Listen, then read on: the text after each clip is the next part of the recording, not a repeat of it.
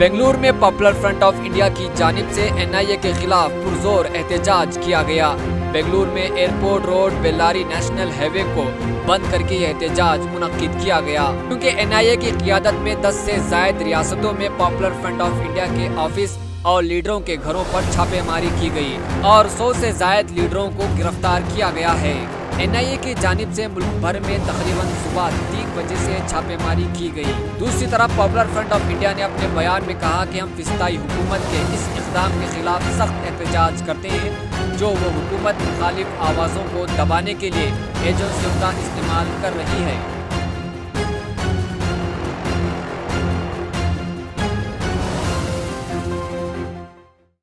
आपने चैनल को सब्सक्राइब नहीं किया है तो जरूर सब्सक्राइब करें, बेल आइकन भी प्रेस करें ताकि खबरें आप तक बर वक्त पहुंच सकें। मजीद अपडेट्स के लिए आप व्हाट्सएप ग्रुप भी ज्वाइन कर सकते हैं, लिंक डिस्क्रिप्शन में मौजूद है।